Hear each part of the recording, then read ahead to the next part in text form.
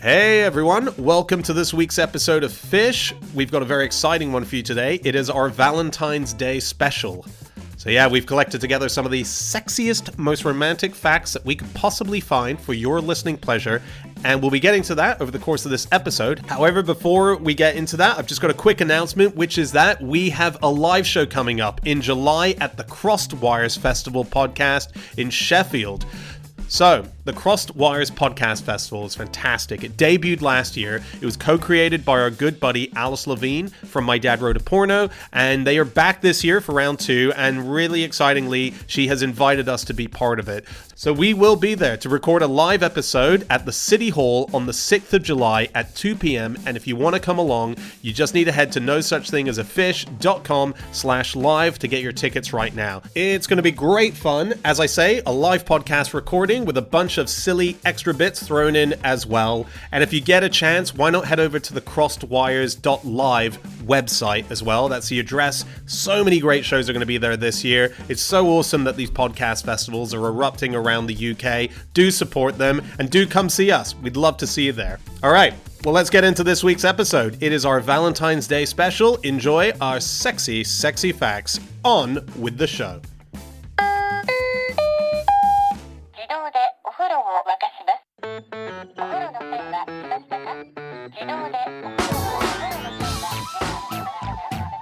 Hello and welcome to another episode of No Such Thing as a Fish, a weekly podcast coming to you from the QI offices in Holborn. My name is Dan Schreiber. I'm sitting here with James Harkin, Anna Toshinsky, and Andrew Hunter Murray. And once again, we have gathered around the microphones with our 4 favorite Valentine's Day facts. And in no particular order, here we go. Starting with fact number 1, and that is Andy. My fact is, before flirting with females, young male dolphins practice on their male friends. Happy Valentine's Day, everyone. Yeah, this is an erotic special. Roses are red. This fact is very blue. It is quite blue, actually. Well, what do they yeah. practice? How blue is it? Well, Because dolphins are blue. Yeah. They're rude. Are they? Oh, well, they're sort of bluish, aren't they? I got in blue cartoons. in the name. They're grey. Grey, blue? They're grey. Bluey grey. This is a place that actually is a friend of the podcast. It's Shark Bay in Australia, where some research was done. We said it was renamed Safety Beach. Yeah. We did. Yeah. I think that was fake. I think that's a retraction we need to make. Oh, great. Okay. Yeah. Are we all making that as a group? No, just me. Leave it to me. You guys stay unblemished. So there's a group of dolphins who've been living there, and they've been studied for about 40 years. They're really, really the best studied group of dolphins in the world. They have very complicated social relationships with each other. Scientists find it very useful to kind of keep tabs on them. And these young males, they pal up in groups of 2 or 3, and they coordinate their behaviour to consort particular females. And this is where it gets a bit... Flirting is a very nice way of describing it, because male dolphins sort of coerce and harass individual females and try and separate them from whichever males they're hanging out with. But then they do some displays of acrobatics and somersaults. It sounds like a sort of SeaWorld thing. Uh-huh. You know, they do tricks. They do also bite her sometimes. Anyway... We're really getting some mixed signals here. I don't want to get all rubbing thicky on your ass. But Look at the somersaults. Look at the somersaults. Yeah, but they do practice with each other, and the ones who practice with each other have better success later in life. Romantically, they father more offspring than the ones that don't. So Do they ever fall in love with each other accidentally? Oh my God! Good question. Flipper 3 Reminds me a bit of a Friends episode where Joey helps Trigger, the janitor, to dance. He's his dance partner, and he sort of starts to wish that he was his real dance partner. Really? I wonder if there are dolphins out there who just are like, let's have one more practice. I think so. I mean, there's lots of... you occasionally see... I find a lot of headlines in the Daily Mail saying things like, more gay dolphins spotted off Canada. Like, it's very concern for them. Yeah, they can be quite aggro, can't they? The dolphins. Yeah.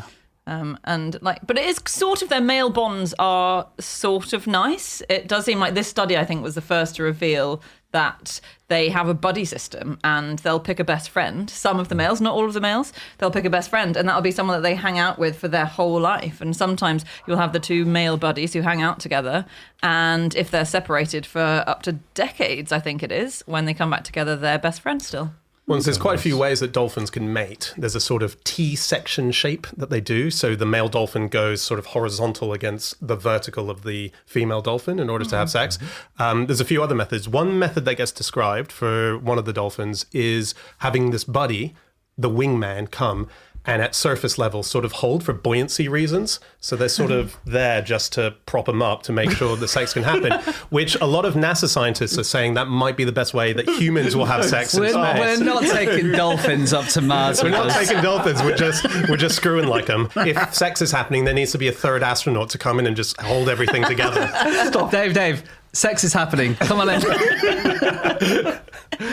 Surely not. Well, there was a recent report by someone who's trying to work on the problem of population a in space pervert. I think dolphins are perverts, really. I think by Why? Well, they have sex often with their mothers, male dolphins. Oh, okay. Yeah, that's not great. bottlenose dolphins like to gather around grey whales when they're mating.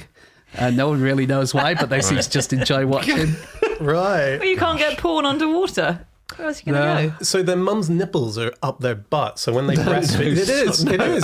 So when they breastfeed, they literally burrow their That can't be true. dolphin noses into the anus of their mum. No, that can't be true. It's true. Is it really? I didn't just come up with that. I mean, it's possible I did just come up with that, but Okay, can we bust one myth? yeah, sure. This is exciting stuff, not to blow wide open, but to close down. And it's a thing we have propagated actually in the past. So slap on the wrist for us. It's the blowhole sex myth. What's the myth? That they have sex through their blowholes? Yeah. And we've claimed that? I think so. Have we? I mean, a We're long time perverts. ago, like 9 years ago. I think we're different people. What's now. the truth then? I think, well, there's one mention of it in a paper in 1994. Oh, you shag one blowhole. And the researcher, a researcher called Justin Gregg, spoke to the person who had authored that 1994 article, who said, and I'm quoting here, with regard to the blowhole, they never inserted the penis entirely. I don't know whether that stands up in court, Andy, I'm going to say. What percentage of the penis? Oh, only 25. That's fine. But they breathe through it. It turns out they can breathe through their mouth as well, which we didn't know until 2016. It's assumed that they can't breathe because we've never seen them breathing through their mouth. But they found one dolphin with a damaged blowhole. Wonder what? Are you being serious? You had a damaged blowhole? No word or what did the damage. But and they found that it was breathing through its mouth as a result. So possibly even dolphins don't know they can breathe through their mouth. Wow. Yeah. And we call them clever. I feel like everything I've said is a lie so far. Where did you get all this stuff from, Dan? It's just stuff I know. We've talked a lot in the past about dolphins having military connections. They've worked with the military a lot. I didn't know this. There's like the biggest horde of nuclear weapons is in a submarine base in America.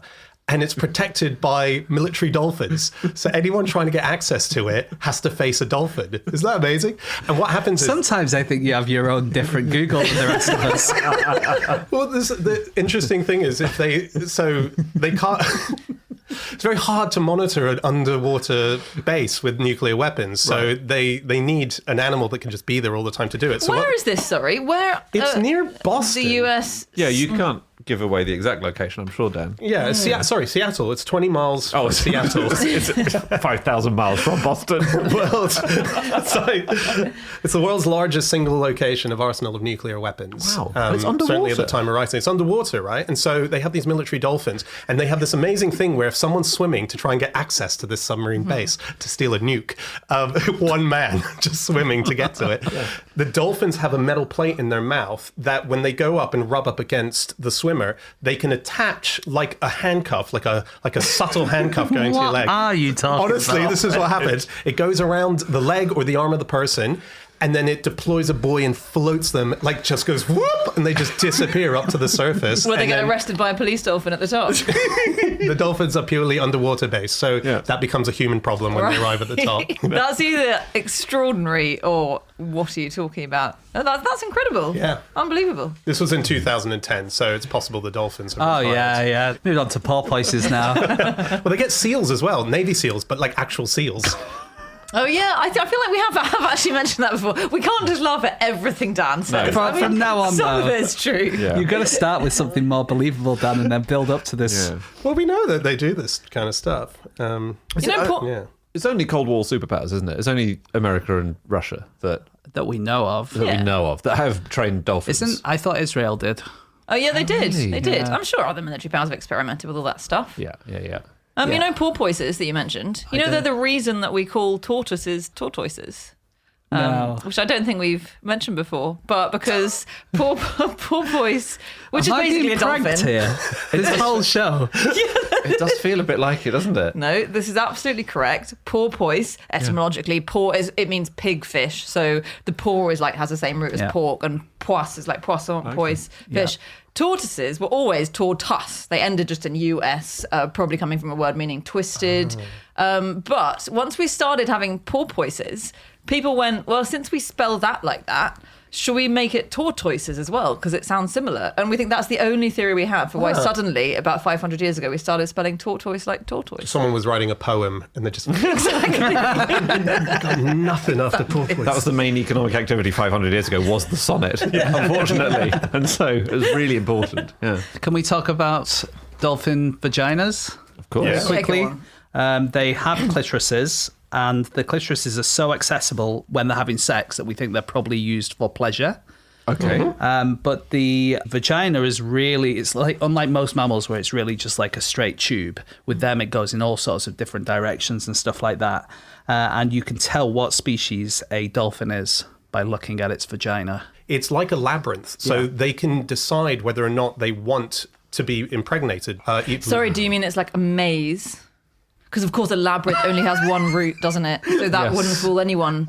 That's true. Labyrinth is like a spiral. There's no Oh. there's no dead ends in a labyrinth. Yes, no, it's a It's like maze, a maze. not a labyrinth. Because sorry. we'd get a lot of emails if You're we right. left it like that. You're right. would. Yeah. Can I just very quickly mention the basketball player who had a great altercation with a dolphin, Clifford Ray? Okay. Do you know about him? He became super famous for this in 1978 for a short while. There was a dolphin called Mr. Spock. They realised that there was a bolt and a really sharp screw stuck in its stomach and its second stomach down, so quite far in. The vet says, I can't operate to remove it. My arm won't reach down its throat enough. And then they were like, who's got really long arms? This basketball player, Clifford Ray, famously has arms that are 3'9" long, which is long. So they got in touch with Clifford, and who was at a Premier Inn for some reason, and he rocked. He was staying at a Premier Inn, waiting to go to a game, and he rocked up, and he was guided by speakerphone by an expert in retrieving stuff from the insides of dolphins, while he inserted his 3'9" long arm into the dolphin. And he's like, it's like a labyrinth in here. No, the other end. Why am I holding a nipple? Wait, sorry, why was he on speakerphone? Because he wasn't there. No, the basketball player was there. The vet The wasn't. vet. Who needed to guide them? The expert vet who You're they the called vet, up. you're not going to turn up to the most interesting dolphin-based event of your life? He was staying in a Holiday Inn up in the next town. It was too good to do. God. They didn't have much time. Right, and they right. said once his arm was in, it was 3 minutes, and after that the dolphin would suffocate. And he had to get all the way down, weave Wait, his he's got a arm down. blowhole. What? He's got a blowhole. It'd have been damaged. Poor dolphin. Turns out there's just one dolphin in the world. There's this guy. Can I ask a question? If they're short on time, the dolphin is obviously in one place. They immediately go, who's got long arms in the immediate vicinity? Yeah. And he happens to be in town? Well, he's from California, so it was the same state. Okay, right. And they needed really long arms. Right. Like, not just like you're a bit tall. Mr. Tickle was in Boston. And Yeah, what he did it. He what did it. happened? He did it with only, and that, when there were 15 seconds to spare, he says he just remembers the vet on the other end of the line going, Did they have a big basketball clock ticking down? "Come on, time out." What if he didn't? He would die. Would have suffocated. And Yeah. did Mr. Spock live long and prosper? There we go. And there we A gentle go. end to a very upsetting story.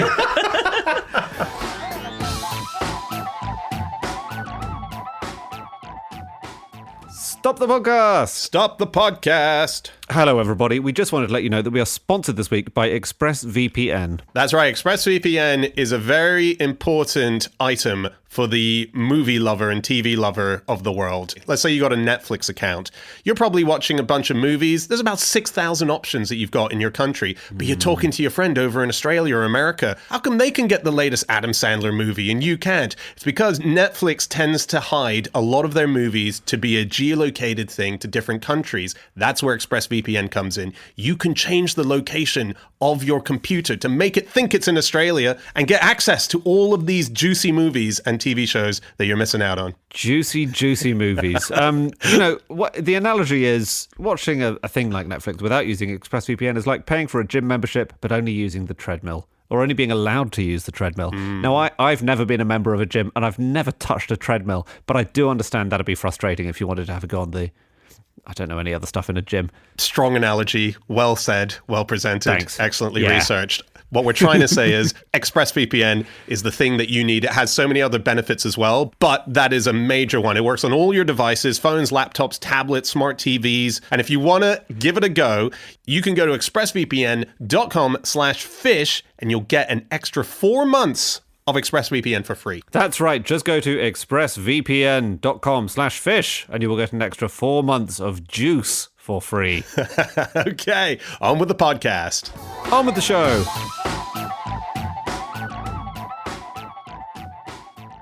Okay, it is time for fact number 2, and that is Anna. My fact this week is that the adult who's come closest to freezing to death and being brought back to life got together with the person who resuscitated her. Was it Anna Exactly. from Frozen? It should have been. Maybe that's who Anna from Frozen was named after. Right. It isn't that. It She isn't is Anna. called Anna. Is it? Yes. Anna, yeah. Yes. Anna Bagenholm. Anna Bagenholm, who's Swedish, Yeah. but she was in Norway at the time. I don't know why I'm speaking like that. This was 1999, and she was skiing with 2 colleagues. And it's just the most amazing story, so I'll do a short version, and then we'll probably do a long version. Basically, she's skiing, she plunges headfirst through a massive layer of ice, and she's stuck there for ages and ages. And she gets very bad hypothermia. Her heart stops beating. Her breathing stops. She's dead. She's completely dead. And then eventually she gets extracted from the ice. And the crucial thing that happens as soon as she's extracted, and very important to remember this for any hypothermia sufferers, is that she receives CPR straight away from her 2 colleagues who've been skiing with her. One of whom was a chap called Torvind Neisheim, who gave her CPR, and it seemed to have absolutely no effect at the time. The other one's going, let it go. Oh, Jesus Christ. James is poised to use that at the earliest possible opportunity. Have you got that out of your system? Yeah? No more famous lyrics in that? I don't know any of this. Okay, good. I think that's a relief for everyone. Anyway, it's thought that CPR probably saved her life, along with a bunch of other incredible doctors. When she got to hospital, there were over 100 doctors in the room, or medical staff in the room with her. And she did live. And then a few years later, she got together with this chap. And I believe, as of 2022, they were still together. Oh, Yeah. lovely. But really, this was a way of crowbarring this amazing story into a Valentine's special. Yeah. It is an amazing story. And at that time, they thought, no way she's coming back. For all the doctors, she was literally, this was medicine into the unknown, right? That's a Frozen 2 song, just for you all there. Was it? Medicine, the medicine, unknown. oh, into the unknown, sorry. Medicine, into the unknown. Frozen 2, she becomes a GP. She, There's a polar bear who's swallowed a plastic bag, and we need the world's best curling team to go and get it out. This was a phenomenal thing. They thought, no way is she going to survive, except they seem to have a phrase there, the doctors, which is something like, you're not dead until we warm you up first. So no one who's cold can be declared dead. You got to bring them back to warmth. I think that's true around the world, and it's a really crucial thing about being that cold, because this is what a lot of hypothermia sites say. They're like, don't assume they're dead. No heart rate, no breathing, pallid skin, white as a sheet. But it could be that once you warm them It's up like again, they come back to life. it's like a goldfish, isn't it? If your goldfish is floating upside down, it might not be dead. It might Yeah. just have a swim bladder problem. Is that so? Yeah, so don't flush it down the toilet. That's really good And in advice. the same way with these people. Yeah, Yeah. Don't flush them down as they do in Norway when they're done. But this accident she had, she was skiing, she had a fall, she went through a hole in the ice, 8 inches of ice. thick ice. Yeah. Yeah. And she was trapped under the water. Like her clothes are immediately soaked, so therefore they're very heavy. The shock paralyzes your muscles, so you can't move. Right. So her friends catch up with her.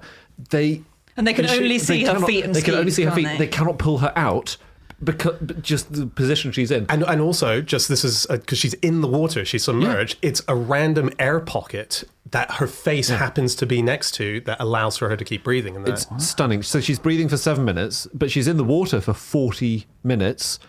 A team of rescuers arrive. They can't get her out with a rope or a snow shovel. It's not thick enough to get through the ice. So she's there, I think, another 30 or 40 minutes. Another 40 minutes, yeah. And then a team arrives with a pointy shovel, which they use to dig through the ice and get her out. So she's been in the water for 80 minutes, freezing. She's white, she's cold. Nothing is happening. It's just extraordinary. It's amazing. Well, she's dead. She's dead. She's dead. She's well, dead. except she's not. Well, I mean, what's the definition of death? Exactly. is. Is she warm? I don't think so, guys. Good point. She had no heartbeat for 4 hours between when her head went through the ice and when her heart rate came back. Extraordinary. And it was like 9 hours, and they say like hundreds of doctors and nurses who were just working on her the entire time, just trying to bring her back. And they did it. And when they did, she was paralyzed to begin with and pissed off. It's like, why did you bring me back? Yeah. Why did you make me become alive again? I now have to live a life where I'm not going to be the person that I wanted to be. And she eventually calmed down. Well, after she realised she wasn't paralysed. It took a long time, though, for her to get her body completely back to normal. I think it was within not too long, actually. And then she did apologise. So, yeah, not the romantic reunion initially with poor old Naishim, who's like, oh, she's going to fall in love with me now when her eyes... And then her heart melted.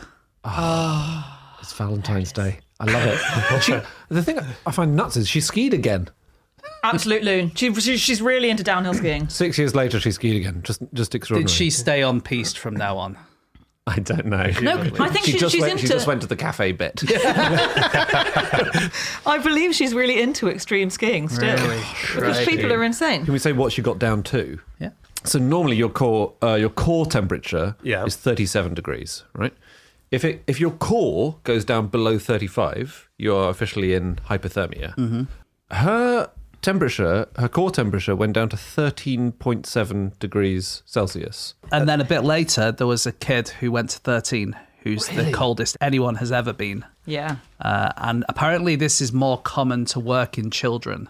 Okay. This idea of sort of freezing yourself and then coming back to life. And it's because you have a greater surface area compared to your volume, which means that you cool down a lot quicker. Oh, of course. And that's why... And you want to do that quick freezing at the start. That's kind of how it works. So that's why you need to keep babies warm at night, because they cool down faster. So the thing is, when you get really, really cold, the oxygen demand of your brain lowers drastically. And if you're cold enough before your heart stops, that's the key. Yeah. That's why doing the CPR is so important. Yeah. Then the cell death, which normally happens when you don't have any circulation, it doesn't happen. So her brain needed no oxygen, basically. I think it was like it had 10% of the oxygen requirements of your brain normally. Sorry, go on. Well, just to say that because this happened, they're now using the idea of freezing people down. You know, if people have had a stroke or, you know, if they've had liver failure or something like that, the idea now is to get people really, really, really cold and they might survive.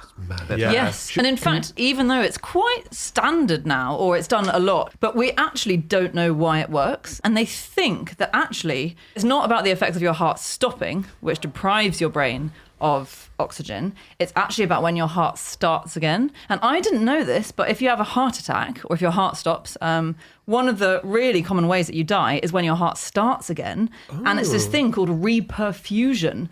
And it means that if your heart's been stopped for long enough, then all the chemistry in your brain has changed so much in ways they don't quite understand. If blood suddenly floods back in there, it completely messes it up and you die. Gosh. Wow. And so in this way, I think it allows that to happen much more gradually, or it like slows the brain down, allows it to be, you know, a bit more controlled. Is the word reaper a deliberate use there of the danger? Reperfusion? Probably no. Reaper. I see, it's not that. just Like perfusion with a re on the front. Yeah, the standard prefix re. Interesting. It should be. They should put the A in, though. Did you guys read about the two things that happen when you have hypothermia that are most bizarre? Oh, yeah. Yes. if someone has died of hypothermia, you shouldn't just look on the floor. Look in all the crevices and look in all the the shelving units, because they might be curled up in there, because it's a Terminal reaction. burrowing. Terminal burrowing, yeah. Yeah. That was interesting. The other one is taking your clothes off, isn't it? Yes, and it seems to happen a lot. There was one study that was done that looked at, I think, about 70 people who died of hypothermia, and it found almost all of them did this thing called terminal burrowing, which, as you say, is where you sort of crawl under a bed or behind a cupboard or onto a shelf. Yeah. And it just feels like, when you have a cat who's dying, it crawls to the very corner under a bed. It's like the last protective hibernation like thing. a really deep instinct, basically. Yes, deep. And the other thing that a quarter of the people did was this thing called paradoxical undressing, which, again, people who've had hypothermia often found completely naked. And that's because at first, you have vasodilation, where all your veins in your extremities constrict to try and flood blood to your internal organs to keep you warm when you've got hypothermia. But then that takes loads and loads of effort for your muscles, and your body just gives up. All the blood floods back to your extremities. And so suddenly you're like, God, bizarrely, I'm really hot. And you take off all your clothes. So odd. So maybe the song It's Getting Hot in Here is actually the last throes of someone who's suffering severe hypothermia. That's what it's about, yeah. Yeah, the lyric is from Scott's Diary, isn't it?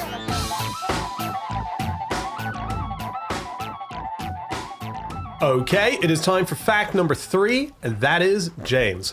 Okay, my fact this week is that if ancient Mesopotamia had Valentine's cards, they would probably contain pictures of knees.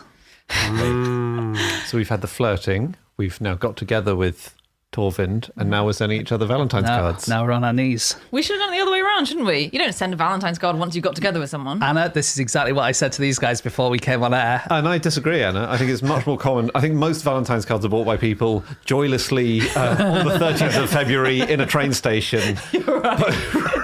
Desperately looking for something. I thought you always put from anonymous on your Valentine's cards. That's the whole point of them. I put anonymous on all the ones I send, apart from the one to my wife. Should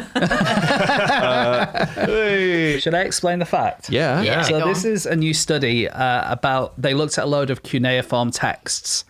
This is some scientists at the University of Finland, and they looked at loads of phrases that are about emotions, and they looked at what parts of the body were used in those phrases.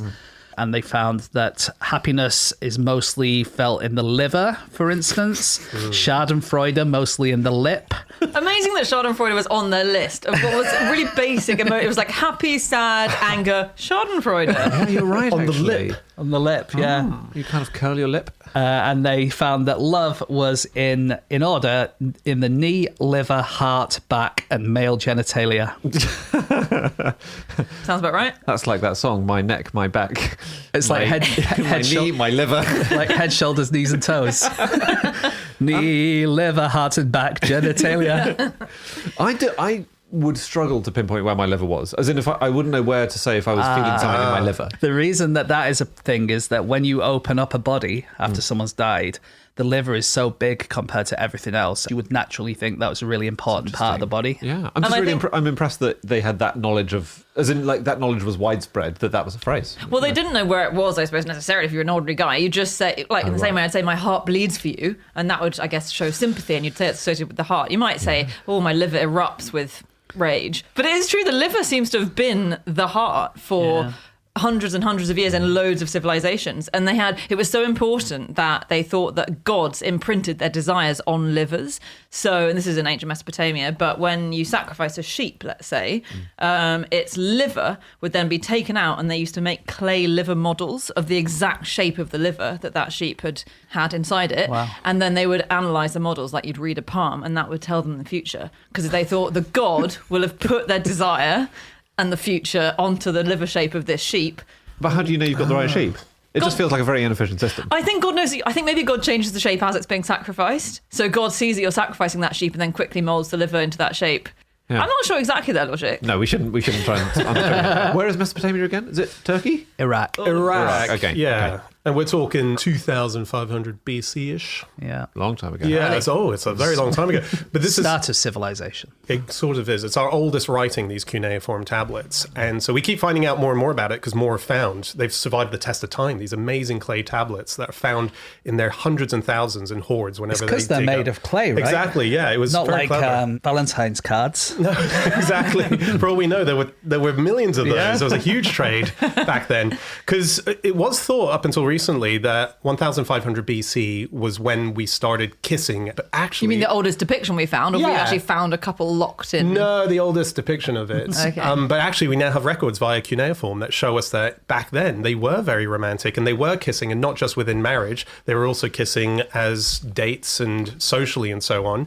And there's only one other major contestant to say that it's older, which is a kiss that may have happened between a Neanderthal and a human over 100,000 years ago. And they know this because they found a microbe inside on the skull of a human, but you would only get it from a Neanderthal. So they know that a bit of tonsil hockey was going on. Or they were playing that game where you pass an balloon. egg, pass An egg? An egg? Well, you pass some. Is it not an egg from one mouth to the next? What did you think it was? Just have a big mouth. Eggs are quite big. Yeah. You could do it with a quail's egg, but again, that's quite socially restrictive. What, like scrambled or poached? What kind of egg are we talking? I'm thinking in shell. I'm sure we did it with eggs. I mean, you can fit an egg in your mouth, but it is a choking hazard, I would say. Oh, yeah. It's not sexy, I think. It's locked behind my teeth. I've misunderstood the rules. That's very funny. That's, Yeah. yeah. I mean, we say I go weak at the knees. Yes, exactly. Yeah. I was For thinking love. that. Yeah. Yeah, I think knees would be in our list of Yeah. things. The weird thing I found was under sexual attraction, which was one of the simple emotions they had, the 6 body parts, was it 5? 5 body parts associated with that. Well, what would you guess was in there? Eyes, you would think, right? I would have thought, In the firstly, eyes. genitals. I mean, genitals feature so much in so many other emotions, like kind of distress or contempt. Sexual attraction, genitals and penis aren't in there. Okay. It's head, knee, neck, hand, and ankle. Head, knee, Knee, neck, yeah. neck, and ankle. Ankle's a bit of an odd one, isn't it? Well, like Ooh. Victorians, like show a bit of Yeah, if ankle. you've got restrictive sort of social practices. What period are we talking about? This is the same study. Mesopotamia. This is ancient Mesopotamia. Oh, right. Because there's a whole subcategory now of celebrity spotting on celebrities' knees. Is Not there that sort of a- period. We're is not there like talking a- that period. Is there like wiki knees Wiki or knees? something? No, it's like how That's if gross. you look at a sort of photo of Meghan Markle, you'll see Casper the Friendly Ghost's face on her Right. knee. Or Oh, like, there was a thing where... Oh, no, I'm getting it wrong. I thought Sandy Toksvig might have been on someone's knee. she was was, there? exactly. yeah. Yeah. There's a lot of faces that are appearing on knees But it's recently. normal. I would presume it's normally. I mean, no disrespect to the glorious Sandy. It's normally people with quite wrinkly faces who are being spotted in other people's knees. No. Surely it's very rarely because knees are knobbly, and wrinkly. Wrinkly? My knees are perfectly smooth. Oh, Yeah. Casper the Friendly Ghost doesn't have Anna, wrinkles, you've been mate. having routine knee Botox for years, and I know that. Knees, they have a lot of nerve endings, so they are known as an erogenous zone, and that's because you have nerves that go through your knee that do everything that in your feet and up at the top of your thighs as well. Basically, all the nerves that are in your leg have to go through your knees, so they have lots of nerve endings. Ah, that's good. And the attraction to knees, the paraphilia of that is called genuphilia. oh, like genuflecting. Exactly, yeah. Do you want some more of those, by the way? Yes, Yeah. please. Alvinolagnia is the attraction to... Alvin, a chipmunk, I presume. It's the midriff. Okay. Like the belly Okay. button Belly and button. tummy and stuff. Nice. Bromidophilia. Bro, It's when, yeah. So, podcasters. It's the attraction to body odor. Oh, wow. And matiophilia. This is tough. It's the attraction to non-normal looking eyes. And it Okay. comes Oh. from the Greek term for the evil eye. You would have. Like those dogs that have one eye of different colours. Like David Bowie, I guess. And like David Right. Bowie. Quite a few of those, I would think, are not sort of unnatural attractions. Like midriffs, are traditionally a slightly sexy thing. if Someone's got the midriff it's out. interesting because a paraphilia, by definition, should be attraction to something atypical. But then when you look at the list, there was one which is normophilia, which is the attraction to normal things. Right. No, but is that normal things to be attracted to, or normal things like a table? I think that is unusual. oh, that is unusual then, that yeah. would be- I read one earlier today, weirdly, nothing to do with this, about being sexually attracted to people falling downstairs. What? And that's why you always sit down to watch an episode of UB40 framed, isn't it? With his pants around his ankles. Sending my family out the room. Right, everyone out. If you've got any videos of yourself falling down the stairs, then send them to Dad and he'll give you £250. All right, here's a little micro quiz. Okay. Which of these phrases is the oldest? I'm going to give you 3. To have someone over your knee. Like to spank them kind of thing. That's the implication, Right, yeah. got it. A knee slapper. That's a joke. It's a joke. And upon the knees of the gods. Oh, I don't know what that one means, so that's why I would say that would be the oldest because I've never heard of it. Okay. Do you mean thigh slapper? I've never heard of a knee slapper. A knee slapper is the phrase. Is it? Yeah. I think thigh slapper too. Depends on how funny the joke is. Cool. Or how long your legs are. And what you're wearing. For that basketball player, it was an ankle slapper. Okay, James is saying upon the knees of the gods is oldest. So Probably knee slapper, I reckon. that's it. Thank you. Yeah, I'm going to say knee slapper as well because... Oh, no, I'll do the third one just for the sake of having a full house. To have someone over your knee. Yeah. Upon the knees of the gods is ancient Greek. What does it mean? Yeah, well, that's what one means- would have guessed. Yeah, that was the obvious one, Andy. Yeah, well, James got there first, so maybe you two should buck up your ideas a bit next time. You'd be great in a quiz, Dan. It's like, what is the capital of France? Paris. Oh, that was the obvious answer, guys. We knew that as well, actually. It did feel like Andy would be pulling some sort of rug up under our feet rather than just going, No, I'm a nice guy. I leave the rug under your feet. right, okay. Yeah. It's the one you're thinking of is the title of my quiz format. It's an ancient Greek phrase, theon en gunasi, which means it's beyond human control. It's like it's in the lap of the gods, actually, but it's on the knees yeah. of the gods. Okay, a knee slapper is from 1955, and to have someone over your knee dates to 1866, which is quite something, because someone used that phrase on me recently. Say the phrase again. To have someone over your knee. And someone used that on you. Yeah. It was a removals guy the last time I was moving house. Yeah. I'd left I'd left something at the bottom of a staircase, right? Because I was moving. So they down. fall down the stairs. You haven't sent me that video yet, by the way. I paid good money for that. I'd put like a glass picture frame at the bottom of the stairs, and I Yeah. hadn't moved it out to the van or whatever. Yeah. And he said, "I'd have you over my knee if you were one of my boys." What It an was unusual thing. It was really. It was much Nice nicer than moment. the way he made it sound. I also think Yeah. that this whole quiz is leading up to that anecdote. Yeah. How could you think that? When the anecdote was so bad. Unless there's one extra bit you're not telling us. Nope. Okay. That's the subtitle of the quiz. That's all there is to it. That's all there is to it. Here's a song from Chicago, which I won't sing, but I'll read you the lyrics. The band Chicago. Or the musical Chicago. Musical. No, the Or the city. city. That's in Boston, isn't it? The pizza company. Okay, so it's from the musical. Why don't we paint the town and all that jazz? Oh, yeah. I'm going to rouge my knees and roll my stockings down. Yeah. That's weird, isn't it? Yes, why do they? I've never questioned that before. I'm gonna rouge my knees. Carpet burn. It's not carpet burn, Dan. Why would you? What, you'd be deliberately faking a carpet burn on your knees, would you? With Well, the that's rouge? pretty sexy, isn't it? Yeah. You want to know how I got these knees? I'll never tell. So yeah, rouge as in makeup, Yep. red makeup, and this was a popular thing in the flapper period, which was to put makeup on your knees. Like a little face. In actual fact, sometimes they put. There are some images of young women with quite short skirts and with little faces on their knees. Is that what people say? Is it soundly toxic on both knees? That's Talk good to- flirting. I think Yeah. that's really good flirting. If you're opposite someone on a train, for example, Yeah. you just you hoik up your skirt a little bit. There's your winking face on your knee, and then you see if they notice. Yeah. It is good. Isn't that good? I'm Yeah, sorry. I That's like that. creative flirting. If you're pulling up your kilt and saying it's winking at you, I don't. That's no sporran. But yeah, this was a thing. It was women had started to be able to show their knees, and they decided, well, we're going to make the most of it, and so they started putting makeup on. And So poor men were suddenly going around saying, "Did you know women's knees have smiley faces on them?" That's amazing. I think that's great. Only animal with 4 knees? dogs, cats, elephants, Quadrupeds. any quadruped. No, that they don't have countless knees on the back. No animals have 4 knees. 0. But one animal has 4 kneecaps. Yeah. And it only has 2 legs. I know the answer. Are we still playing Andy's quiz? Because I can get it if yes. It's like this is a horrible riddle in a cave in ancient Greece. It's ridiculous. What you're saying is that all animals, all quadrupeds, they have arms and legs. Rather, they may walk around on all fours. Exactly. But their skeletal structure is They have elbows and knees. They don't have 4 knees. Exactly. Sorry, that's. And there's one bipedal one that has 4 knees. We should just let Dan answer. Well, 2 knees are hidden under a coat of feathers. Oh, well, they're all hidden. Are we talking about the same animal here? Yeah, we are. I think you just haven't looked at the diagrams closely enough. right. So it's Okay, feathered. if it's two-legged and feathered, an ostrich. Yes!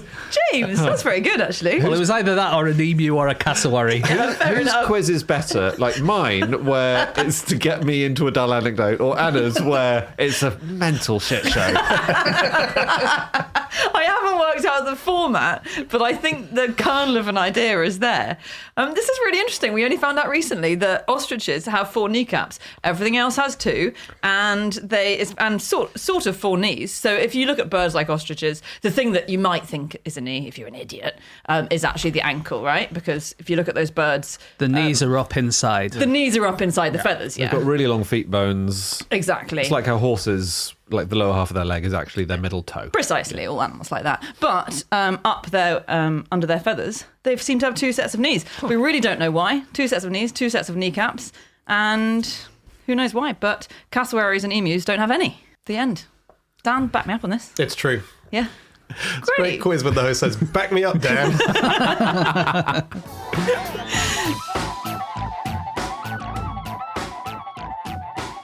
Okay, it's time for our final fact of the show, and that is my fact. My fact this week is that once married, some Australian Aboriginals spend the rest of their lives actively avoiding their mother-in-law. Hey, didn't know I was an Australian Aboriginal. Hey. I actually think my mother-in-law's brilliant. So this is a thing that's called avoidance speech, and a lot of native Australians have this as part of their culture, where once they're married, the idea of talking to their in-laws is suddenly something that's seen as taboo, and you never do. And there's quite a few examples of modern day marriages where this is still adhered to. So I was reading a blog by a guy who was saying that with his parents-in-laws, he can't hand food directly to them either, as well as not talking to them. And It must make the egg game very difficult. He can't look at them directly. If he has something that he needs to ask them, he needs to ask them through the wife. So she goes and gets their permission or finds out something for them. And it's seen as something that's a mark of respect in these families. And the same person who was writing this blog, who did that with his wife, now has that with his relationship with his daughter's husband. And then your language gets changed as well. So they won't say the name of, they'll say my mother-in-law and father-in-law. They won't use their actual name. And if they're in a room with them and they're watching TV, let's say the son-in-law's in the room, he'll face the wall away, so he's not acknowledging them. Why are they watching TV? That's a very antisocial thing to do. So annoying. What's happening now? And what's happening now? No, please, I want my wife to tell me what's happening now, not you. Why do these taboos exist? That's Well, I'm really baffled by. They Isn't are it mad? around the world, aren't they? It's extraordinary. Like Native very America, across Africa, Australian Aboriginals, why? And I haven't read an explanation. I did read that which satisfies me. It's potentially a respect thing. It might be a way of preventing any hanky-panky. I think it's that. I think it's got to be that's- shagging. There was a big article I read called The Mother-in-Law Taboo by AEMJ Pans, which is one of the main papers on this subject.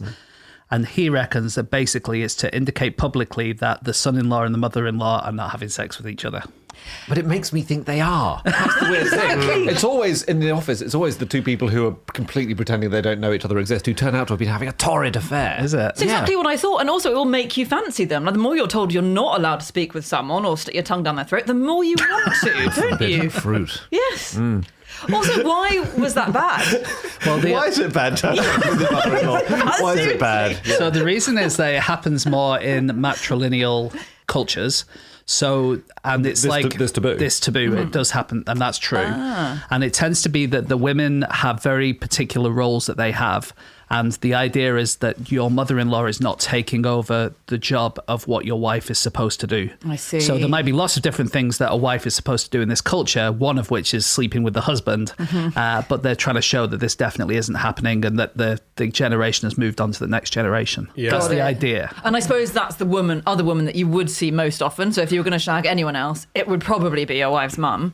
And I think sometimes mother-in-law taboos also apply to like your mother-in-law's mate. Sometimes mother-in-law can be a bit of a broader term. Oh, really? So it can be a few women who are also really close to you. Yeah. We should say these taboos, they vary a lot between different groups. Oh, yeah. So in some cases, it's completely avoiding them physically. In some, it's using a particular, like a different language to address them. And in some, it's using a subset of language. So there's a group called Diabel is a language. And the main language is called Guel. And the language for your mother-in-law is Diangi. I'm sure I'm pronouncing it wrong. But it's like, it's missing particular words that might be erotic flashpoints. Sorry, like what?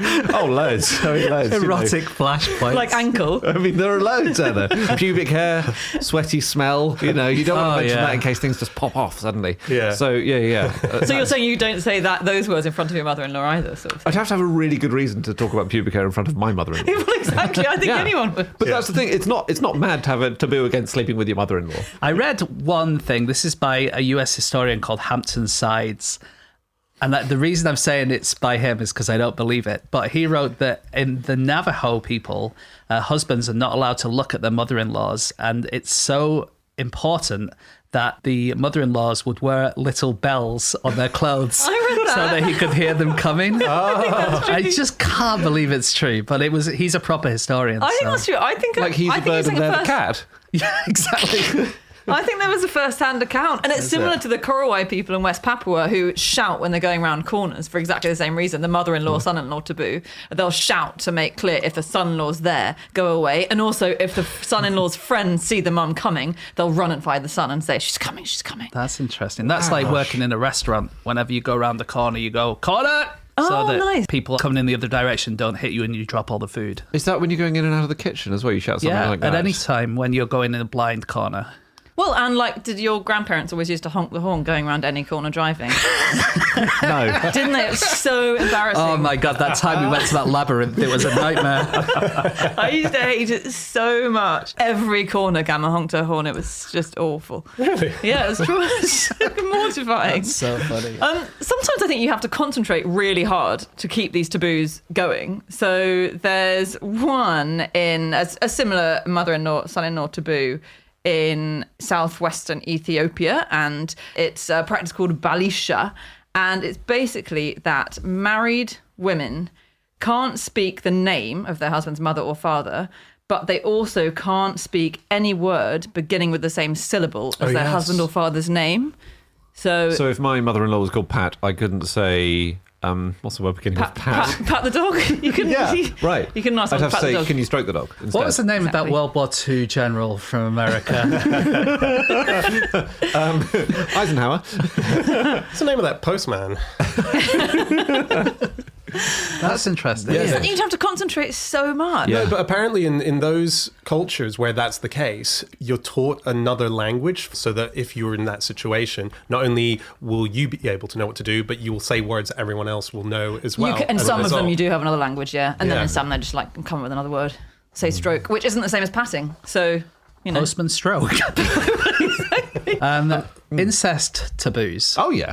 From around the world, including Anglo-Saxon. I wanted to see if it existed in this country. And according to the Penitential of Theodore, which is from the 7th century, if a brother commits fornication with his brother, he has to do penance for 15 years. So that's 15 years without eating meat or drinking wine if you have sex with your brother.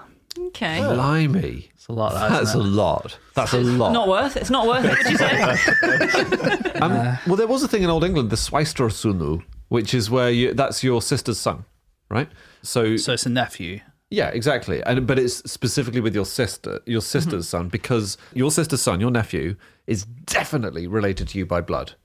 because you and your sister have both come from the same mother, so you are definitely related by blood, and she has given birth to her son. Yeah, so even if there was hanky-panky going on in any of these situations, you're still related. Like, even like if my wife has cheated on me, my son might not be my own, but my sister's son is definitely related to me by blood. So that is a sort of rock solid relationship to form. Yeah, that should be where inheritance goes. I'm surprised that's not where inheritance works more often. Because it's the one you can trust, as you say. Yeah. You can't we trust should anyone. change the rules.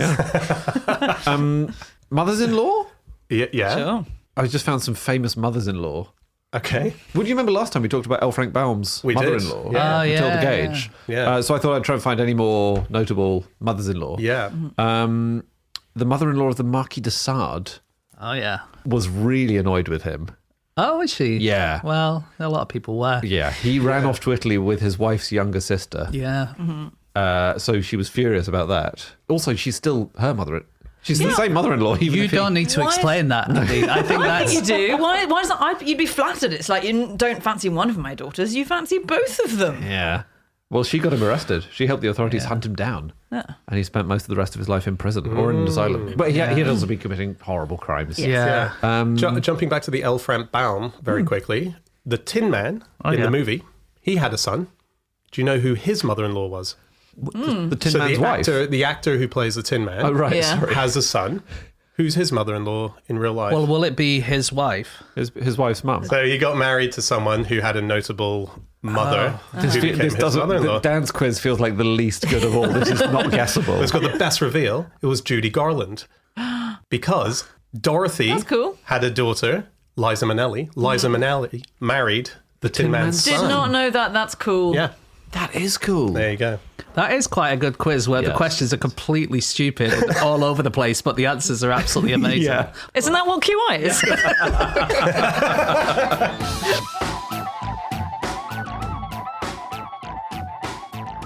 Okay, that's it. That's all of our sexy romantic facts. If you'd like to get in contact with any one of us or send us a Valentine, Hope you weren't listening with your mother-in-law. we can all be found on our various social media accounts. I'm on @Schreiberland on Instagram. James, My Instagram is no such thing as James Harkin. Andy, I'm on Blue Sky @AndrewHunterM. and Anna, if they want to get to us as a group.